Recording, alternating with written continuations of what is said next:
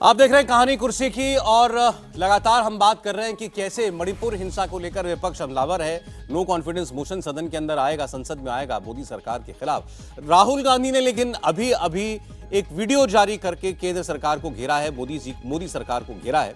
राहुल गांधी ने कहा है कि बीजेपी को सिर्फ सत्ता चाहिए, जिसके लिए वो कुछ भी करने के लिए तैयार है। मणिपुर नहीं, पूरे देश को जलाने के लिए तैयार है बीजेपी।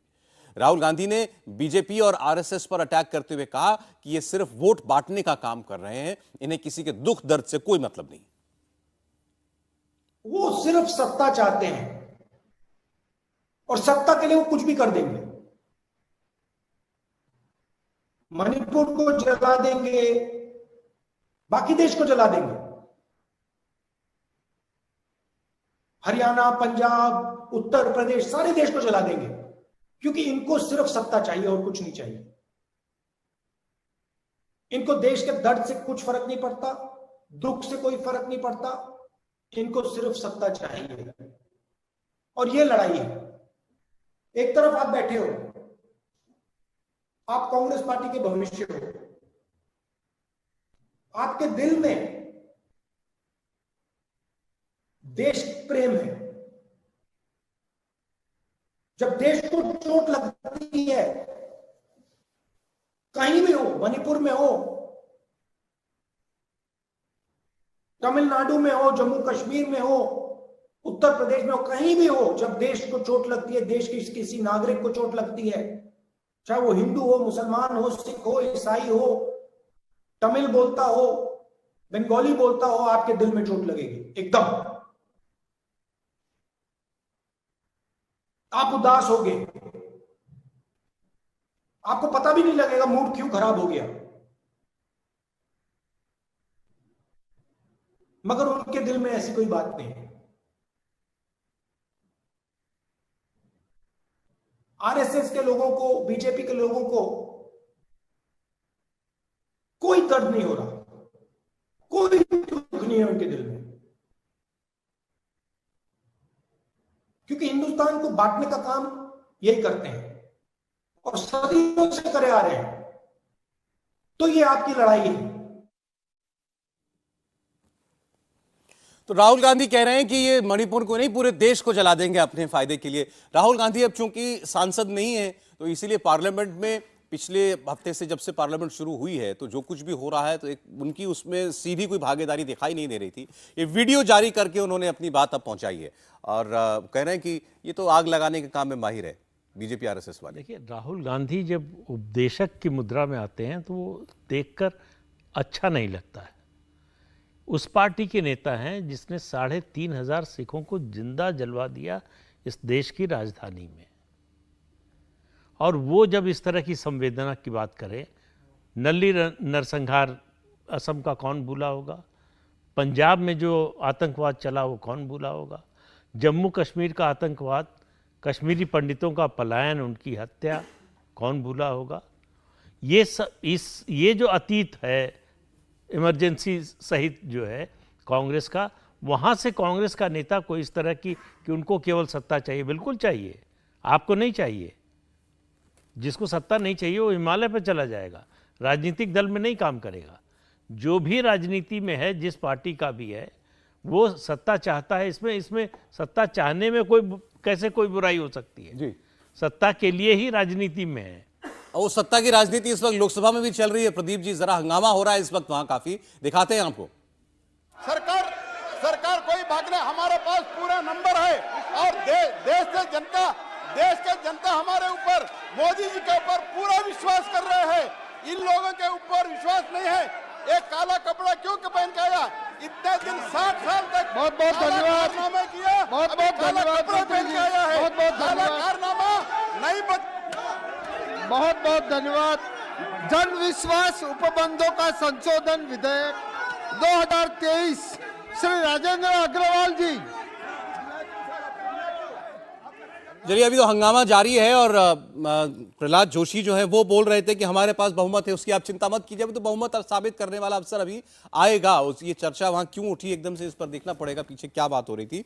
लेकिन राहुल गांधी की बात पर विनोद जी, जो राहुल गांधी कह रहे हैं कि भाई आप मोदी, ये बीजेपी और आरएसएस का काम यही है कि आग लगाओ, तो मणिपुर कुछ हो रहा है तो अपवाद नहीं है, तो पूरे देश में लगा देंगे आग, सत्ता राहुल चाहिए गांधी ने इनको। कोई नई बात नहीं कही है, ये बात तो हमेशा कहते रहे हैं। उनके हर भाषण में, जहाँ भी आप उनका भाषण सुनिए पब्लिक डोमेन में, कहीं भी, चाहे चुनाव की रैली हो, चाहे राजनीतिक रैली हो, तो वो आरएसएस और बीजेपी पे इसी तरह से हमला करते हैं। और ये उनका राजनीति का एक राहुल गांधी राजनीति है। लेफ्ट आउट फील कर रहे थे क्या? ये वीडियो जारी करना पड़ा उनको? जाहिर है, देखिए, जो वो राहुल गांधी जो 2004 से लगातार सांसद हैं, कांग्रेस पार्टी के अध्यक्ष रहे और हर समय फोर फ्रंट पर वो कांग्रेस पार्टी को रखती रही है, वो भी रहते रहे, पार्लियामेंट में बोलते भी रहे, कई बार तो मतलब काफ़ी आक्रामक बोलते रहे। पिछला उनका भाषण हिंडनबर्ग वाला जो है वो बहुत ही आक्रामक था। उसके अब बिल्कुल वो हाउस से बाहर हैं और इस समय केरल में वो अपने इलाज करा रहे हैं शायद, और घटनाओं की जानकारी तो उनको मिल ही रही होगी, किस तरह हंगामा चल रहा है, विश्वास प्रस्ताव आ रहा, तो कहीं ना कहीं उनको ये लग रहा है कि भाई उनका भी हस्तक्षेप जरूरी है इस पूरे उसमें, तो इसलिए उन्होंने वीडियो जारी किया। और मुझे लगता है कि वीडियो के जरिए वो ये बताना चाहते हैं कि वो रेलिवेंट हैं अपोजिशन की पॉलिटिक्स में, और अपोजिशन की पॉलिटिक्स में उनकी प्रासंगिकता है, इसलिए उन्होंने वीडियो जारी करके वही सब कहा जो हमेशा कहते रहे हैं। फिर नो कॉन्फिडेंस मोशन पर चर्चा में अगर राहुल गांधी बोलते तो विपक्ष के लिए वो सबसे बड़ा हाई पॉइंट होता, वो कांग्रेस पार्टी के लिए। मुझे लगता है विपक्ष के लिए भी हाई पॉइंट होता और सत्ता पक्ष के लिए भी हाई पॉइंट होता, क्योंकि राहुल गांधी बोलते तो सत्ता पक्ष की तरफ से शोर शराबा भी खूब होता और विपक्ष की तरफ से भी जरा राज्यसभा में भी देख लीजिए हंगामा। अच्छा, लोकसभा में भी काला है। क्या काला धन इनके पास इतना हो गया है कि उसको छुपाने के लिए काले कपड़े पहन रखे हैं? ये काला धन छुपाने के लिए काले कपड़े, और यहाँ इनके काले कारनामे इतने ज्यादा घरा बढ़ गया है कि वो काले कारनामे छुपाने के लिए ये काले कपड़ों में यहाँ पे आए। वैसे तो दूसरे सदन में एक माननीय सदस्य के ऊपर तो काले कौवे ने भी अपना स्थान आकर्षित कर लिया। सर, इनका कल भी काला है, आज भी काला है और भविष्य भी काला है। पर हम प्रधानमंत्री नरेंद्र मोदी जी के योद्धा हैं, हम नकारात्मक सोच नहीं रखते। हमें पूरा विश्वास है कि इनके जीवन से भी अंधेरा छटेगा और कमल खिलेगा। हमें पूरा विश्वास है कि इनको भी रोशनी तो ये भी जो काले शब्द पर जो बात कह रहे हैं, आज चूंकि विपक्ष काले कपड़े पहनकर आया है, पीयूष गोयल जो कह रहे हैं, पहले राज्यसभा में कह चुके हैं, उसी बात को लोकसभा के अंदर वो अब दोहरा रहे हैं। तो अभी जो चर्चा हुई, विनोद जी ने जो कहा कि भाई राहुल गांधी अभी होते, अगर दिल्ली में होते, सांसद होते, सबसे आगे आपको दिखाई दे रहे होते मोदी सरकार को घेरने में, अब नहीं है वो इस वक्त सांसद, तो ठीक है, अपनी बात उनको वीडियो के जरिए पहुंचानी पड़ रही है। चर्चा तो इस पर भी होगी, अब टीवी डिबेट इस पर भी होंगे, राहुल गांधी ने आज जो कहा है। नहीं, निश्चित तौर पर होगी और होनी ही चाहिए। लेकिन राहुल गांधी जब एक ही तरह का, एक कहें कि कई बार होता है ना कि कुछ बहुत आप अच्छा क्लासिकल गाएं या कोई बहुत अच्छा कुछ उस तरह का जिसको कहते हैं कि कर्ण प्रिय हो, लेकिन अगर आप ऐसा धुन सुबह सुबह शुरू कर दें जो लोगों को लगे कि अरे भाई कम से कम थोड़ा समय का तो ध्यान रखो, इस वक्त आप अगर ये कहते हैं तो क्या कोई संदर्भ है? क्या राष्ट्रीय स्वयंसेवक संघ या भारतीय जनता पार्टी के मणिपुर में ये जो कुछ हुआ है उसमें कोई भूमिका है? आप ये आरोप वहां की सरकार पर लगा सकते हैं, आप एन बीरेन सिंह को कह सकते हैं, आप गृह मंत्री और प्रधानमंत्री से जवाबदेही तय करा सकते हैं, लेकिन ये कह रहे हैं कि भाजपा और संघ यही करते रहते हैं, उत्तर प्रदेश में करते रहते, कहां कुछ हो रहा है? और जब आप इस तरह की बात करते हैं तो आप अपनी कही हुई बातों की विश्वसनीयता लगातार कम कर रहे होते हैं। इसका मतलब यह हुआ कि इनको यह लग रहा है कि जो समाज में एक जो स्वीकार्यता है जो संघ की या भारतीय जनता पार्टी की, वो कांग्रेस पार्टी को पच नहीं रही, और आप राजनीतिक लड़ाई छोड़कर जो समाज ने आपको स्वीकारना बंद कर दिया है तो आप कह रहे हैं कि नहीं, समाज ही गलत कर रहा है। जैसे पहले भी कहते थे कि जो लोग नरेंद्र मोदी को मत दे रहे हैं उस पर अक्सर चर्चा होती है कि अरे भाई क्यों दे रहे हैं। ये ठीक वही बात है कि जैसे हम देश छोड़कर चले जाएंगे। तो मुझे लगता है कि मुद्दों की बात जब राहुल गांधी करें तब तो ठीक है, लेकिन जब इस तरह की बात करते हैं तो वो थोड़ा लोगों को ठीक नहीं लगती, सुनते हुए लगता है कि भाई कुछ तो बोलते हो, सोचा करो क्या बोल रहे हो। दरअसल राहुल गांधी जो है, एक लाइन में वो एक, देखिए, देश में विचारधारा की लड़ाई है। एक विचारधारा राष्ट्रीय स्वयंसेवक संघ और भारतीय जनता पार्टी की है, एक विचारधारा कांग्रेस और दूसरे दलों की है, और ये एनडीए और इंडिया जो बना है ये अलग बात है कि उसमें अलग अलग तरह के लोग हैं और तमाम सारे कंपल्शन इसमें बना है जी। लेकिन वो उस लड़ाई को एक वैचारिक लड़ाई का रूप दे करके आरएसएस बनाम अदर्स करना चाहते हैं, इसीलिए वो हमेशा बीजेपी आरएसएस पर अटैक करके और अपने को उस राजनीति का एक अगुआ नेता साबित करना चाहते हैं। ये उनकी राजनीति का हिस्सा है। हमने आपसे कहा था जम्मू कश्मीर की एक तस्वीर आपको दिखाएंगे, तो वो तस्वीर हम आपको दिखा देते हैं। 370 हटने के बाद जो बदलाव दिखाई दे रहा है उसी की तस्वीर है ये भी, जहां 34 साल के बाद मुहर्रम का जुलूस निकाला गया। श्रीनगर के लाल चौक पर बरसों के बाद मुहर्रम का जुलूस निकला। इसमें बड़ी तादाद में लोग जो हैं आज शामिल भी हुए। 3 दशक के बाद लाल चौक के रास्ते से मुहर्रम का जुलूस निकलेगा। मुस्लिम समुदाय के जुलूस निकालने की मांग लंबे समय से पेंडिंग थी। मुहर्रम के जुलूस में बड़ी तादाद में शिया मुसलमान शामिल हुए और पूरे आयोजन शांतिपूर्ण तरीके से हुआ। लाल चौक से जो तस्वीर आई ये भी एक इशारा है कि कैसे अब सामान्य होते हालात की एक के बाद एक तस्वीर हमारे सामने आ रही है, उदाहरण हमारे सामने आ रहे हैं।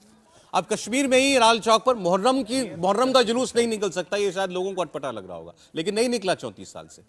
अब बिल्कुल, और अभी हफ्ते भर पहले एक और दृश्य देखने को मिला था, जब पूर्व मुख्यमंत्री जम्मू कश्मीर के उमर अब्दुल्ला अपने आवास से चले और अपने दफ्तर तक पैदल चलकर गए। पैदल चलकर गए।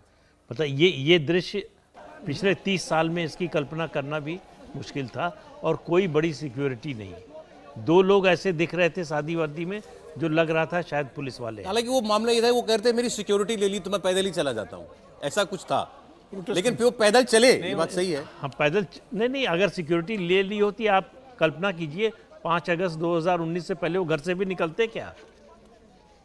ये प्रोटेस्ट करने का साहस भी इसलिए हुआ कि उनको मालूम है कि स्थिति सामान्य है और कुछ नहीं होने वाला है। तो ये और श्रीनगर में जो इकलौता वो खुला है, मल्टीप्लेक्स खुला है, सिनेमा हॉल, वो हाउसफुल जा रहा है। सिनेमा हॉल 25-30 साल तक बंद रहा, खुला ही नहीं। लोग जा रहे हैं। लाल चौक जहां पर झंडा फहराने के लिए फौज की ज़रूरत पड़ती थी और 2 मिनट के लिए किसी तरह से कार्यक्रम कराया जाता था, वहाँ रोज़ फहरा रहा तिरंगा झंडा। और पूरे लाल चौक से लेके पूरे इलाके में, घाटी में जो है जगह जगह पर। तो जो लोग कहते थे कि तिरंगा उठाने वाला कोई नहीं रहेगा, ये जवाब उनको है। जो लोग कहते थे कि 370 हटाया तो खून की नदियां बह जाएंगी, उनको ये जवाब है। तो ये पूरी दुनिया देख रही है कि बदलाव किस तरह का हुआ है। वो जनरल KGS ढिल्लों हैं, उनकी किताब आई है, कितने गाजी आए कितने गाजी गए। उसमें उन्होंने लिखा है कि जब फॉरेन डिप्लोमेट्स को बुलाया तो जर्मनी के राजदूत ने कहा कि वो अब खुद ड्राइव करना चाहते हैं जी। खुद गाड़ी ड्राइव करके लाल चौक पर गए, और उन्होंने उसके बाद एक आर्टिकल लिखा कि कहीं भी हमको ये नहीं दिखा कि लोगों को घरों में जबरन बंद किया गया है, निकलने नहीं दिया गया है, या सिक्योरिटी फोर्सेस जो है लोगों को बोलने नहीं दे रही हैं। ठीक है। तो ये बदलाव जो आया है, ये बहुत बड़ा बदलाव है जो 5 अगस्त 2019 के बाद आया है। सर मैं जल्दी से कुछ लोगों के सवाल ले लेता हूं, हमारे पास आखिरी का कुछ समय बाकी है। एक सवाल प्रजापति दिनेश मारवाड़ी जी पूछ रहे हैं कि क्या ये गठबंधन MP छत्तीसगढ़ के नतीजे कांग्रेस के अनुरूप नहीं रहे तो क्या 2024 तक रहेगा? विनोद जी, उनका सवाल बड़ा मौजू है, बड़ा प्रासंगिक सवाल है। निश्चित रूप से अगर कांग्रेस के अनुकूल नतीजे नहीं रहे तो कांग्रेस पर दबाव बनेगा, और जो गठबंधन के सहयोगी हैं उनका दबाव कांग्रेस के ऊपर और बढ़ेगा। गठबंधन तो बना रहेगा, लेकिन कांग्रेस की ताकत कम होगी और उसकी जो बार्गेनिंग पावर है वो कम होगी, और कांग्रेस कितनी सीटें लड़ेंगी वो कमी आ जाएगी। ठीक है सर। हाँ, और अगर इसका उल्टा हो गया, अगर कांग्रेस के अनुकूल परिणाम हो गए तो कांग्रेस का दबदबा बढ़ेगा गठबंधन के अंदर, और तब वो जो है होंगे उनकी मजबूरी होगी कांग्रेस। प्रजापति जी का अगला सवाल है, मैं आज ले रहा हूं, वो पूछ रहे हैं केजरीवाल और कांग्रेस के गठबंधन का ज्यादा नुकसान दोनों में से किसको होगा? ये प्रदीप जी बताएं। केजरीवाल एक्सपर्ट यही नहीं, केजरीवाल के पास खोने के लिए कुछ है ही नहीं। एक सांसद है, 7 दिल्ली में, 13 पंजाब में, मिला के 20 होते हैं, 20 सीटें हैं, उसमें से एक है। तो अलायंस हो जाएगा तो 1-2 भी बढ़ेगी तो फायदा ही है। नुकसान कांग्रेस का है, नुकसान कांग्रेस का होगा, बहुत बड़ा नुकसान होगा पंजाब में। ठीक है। नहीं, लेकिन संदीप स्वरूप सर जल्दी बढ़ना पड़ेगा। दिल्ली में कांग्रेस को फायदा हो सकता है, यहाँ 0 है ना। तो मिल के वाले 2 सीट 3 सीट अगर जीत जाती है कांग्रेस, या 1 सीट भी उसका फायदा वो रिकवर हो जाएगा उधर से। चलिए, संदीप स्वरूप वैष्णव पूछ रहे हैं कि आपके तीनों मेहमान राजस्थान की राजनीति पर बोले, हमने पिछली बार नारा दिया था मोदी तुझसे बैर नहीं, वसुंधरा तेरी खैर नहीं, राजस्थान के लोग मोदी जी को तो चाहते हैं मगर वसुंधरा को नहीं, उनकी ओपिनियन भी इसमें शामिल है, लेकिन चाह रहे हैं कि राजस्थान की राजनीति पर आप नहीं, मुझे लगता है कि ये नारा जब भी जिसने बनाया हो उससे बहुत आगे राजस्थान भी बढ़ गया है और भारतीय जनता पार्टी भी बढ़ गई है। जो मोदी शाह हैं और वसुंधरा राजे हैं उनके बीच में इतनी सहमति तो बन गई है कि बिना साथ लड़े कुछ होने वाला नहीं। और चूंकि भारतीय जनता पार्टी को वहां दिख रहा है कि हम सत्ता में आ रहे हैं, इसलिए वो ऐसी कोई गड़बड़ कर नहीं रहे। अमरेंद्र जी, मैं आपका कमेंट पहुंचा दे रहा हूं क्योंकि आपने नाम लेकर के लिखा है, लेकिन बातें फिर बहुत तरीके से कही जा सकती हैं। समय होगा तो विनोद जी भी जवाब दे देते आपकी बात का। जीडीपी के विषय में अग्निहोत्री जी को बताना चाहता हूं, मेरे घर में काम करने मजदूर आता है, वो मोटरसाइकिल से आता है, बड़ा मोबाइल रखता है और घर से टिफिन लाता है पराठा भुजिया रख के। बहुत अच्छी बात है, अगर ऐसा है तो मैं तो प्रसन्नता है मुझे कि अगर मजदूर मोटरसाइकिल से आता है, बहुत बढ़िया बात है। अच्छा, ये महेंद्र प्रसाद पूछ रहे हैं, जब लोकसभा अध्यक्ष ने नो कॉन्फिडेंस मोशन पर बहस के लिए समय निर्धारित कर दिया तो विपक्षी दल काले कपड़े पहनकर क्यों आ रहे हैं? इन पर कार्रवाई नहीं होनी चाहिए क्या? नहीं, कार्रवाई तो नहीं हो सकती। विपक्षी दल ऐसे हथकंडे अपनाते रहते हैं। एक समय पेट्रोल का दाम बहुत बढ़ा था तो अटल जी जो है संसद भवन आए थे बैलगाड़ी से।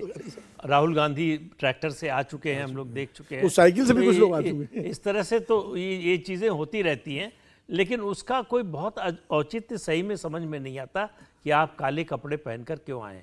आप पहले दिन आते तो एक बार फिर भी समझ में आती कि प्रोटेस्ट के लिए आए। संजय सिंह सवाल पूछना चाहे, आप लोग अपने प्रश्न के साथ अगर ये भी लिख देंगे आप कहां से बोल रहे हैं तो उसमें और हमको मदद मिलेगी जानने के लिए कि आप जिस जगह से आ रहे हैं वहां का माहौल क्या, हमें भी समझने में आसानी होगी। इनका सवाल है, लंबा सवाल है, मैं उसको थोड़ा सा अपने शब्दों में कह रहा हूं। इनका कहना है सोनिया जी का विदेशी मूल एक बार विषय बन चुका है। अब लालू जी ने कहा राहुल जी की शादी होनी चाहिए, राहुल जी बार बार विदेश चले जाते हैं, तो अगर ये विदेशी मूल का मुद्दा जो है उठाया जाए बीजेपी की तरफ से तो क्या कांग्रेस बैकफुट पर आएगी? नहीं, काठ की हांडी बार बार नहीं चलती। अब वो मुद्दा है भी नहीं, सोनिया जी तो दावेदार है नहीं, कोई मुद्दा नहीं है। और इसको क्या सोनिया अपने ख्याल से किसी का इंटरेस्ट भी नहीं है इसमें। नहीं, और सोनिया गांधी उस तरह से जो है दावेदार के अलावा जो है उस तरह से मेन स्ट्रीम में अब नहीं है। नहीं, बिल्कुल। अच्छा, ये सवाल वैसे तो जहां से आपने पूछा है वहीं से जवाब कभी आए तो आए, लेकिन फिर भी कार्यक्रम में शामिल कर रहे हैं अमरेंद्र कुमार। सुप्रीम कोर्ट मणिपुर पर संज्ञान ले लेता है, बंगाल पर संज्ञान क्यों नहीं लेता? नहीं, मुझे लगता है कि लेना चाहिए। और सुप्रीम कोर्ट की गंभीर टिप्पणी, कई बार हम कहते हैं ना कि president custodian of the constitution है, वैसे ही हम कई बार कहते हैं सर्वोच्च न्यायालय के लिए भी। और वो लगातार जिस राज्य में ऐसी स्थिति हो, निश्चित तौर पर हर कोई उम्मीद करता है कि उनकी ऐसी टिप्पणी आनी चाहिए। आपके लिए हर्षवर्धन जी कि मध्य प्रदेश की जमीनी हकीकत कुछ और है, यहां विभागों में भ्रष्टाचार है, फ्रीबी से कोर वोटर जो सवर्ण है वो नाराज है, मुकाबला कांटे का होगा बशर्ते कांग्रेस टिकट वितरण ठीक कर ले। नहीं, टिकट वितरण तो मैं मानता हूं कि किसी भी पार्टी के लिए सबसे महत्वपूर्ण होता है। और मध्य प्रदेश बड़ा एक टिपिकल टाइप का, बड़ा एक जिसको कहें कि सबसे अलग राज्य है। वहां कांग्रेस भाजपा दोनों बहुत मजबूत है। भले ही इतने समय से कांग्रेस सत्ता में नहीं हो, लेकिन लगभग हर जिले में उतनी ही मजबूत दिखती है। टिकट वितरण महत्वपूर्ण होगा, लेकिन जो कोर वोटर वाला मामला है वो भाजपा के साथ है, कहीं नहीं जाने वाला है, कोई नाराजगी नहीं। आखिरी सवाल मैं ले रहा हूं विनोद जी से, इसमें भी विनोद जी को कोट करके सवाल हुआ है कि एनडीए को हम एनडीए कहकर संबोधित करते हैं, इंड नहीं कहते हैं, उसको हम लोग एनडीए प्रोनाउंस नहीं करते हैं। तो लेकिन जब हम INDIA कहते हैं तो आप लोग इंडिया कहते हैं। ये खासकर विनोद जी के लिए सवाल है। नहीं, मैं तो INDI कह के ही बोलता हूँ। अब इंडिया, प्रधानमंत्री खुद इंडिया संबोधित कर रहे हैं उसको, तो मतलब जब उसके ऊपर उसका जिक्र होगा तो शॉर्ट फॉर्म में इंडिया ही बोला जाएगा, लेकिन INDI ही होगा। वो इंडिया ही होगा, ठीक बात। वो इंडिया मतलब भारत थोड़ी है वो। चलिए, तो आज इतने सवाल आप लोगों के हम ले पा रहे थे और बहुत से प्रश्न रह गए, उसके लिए माफी चाहते हैं, लेकिन इनको आप भेजते रहिए अपने सवालों को, हम कार्यक्रम में शामिल करते रहेंगे। आपकी पार्टिसिपेशन से ये कार्यक्रम और बेहतर होगा। आपसे मुलाकात अब कल होगी हमारी दोपहर को 1 बजे कहानी कुर्सी की में, कुछ नई खबरों के साथ और उन खबरों के पीछे की कहानी लेकर हम आएंगे। बहुत शुक्रिया प्रदीप सिंह जी, विनोद अग्निहोत्री जी, हर्षवर्धन त्रिपाठी जी, आप जुड़े।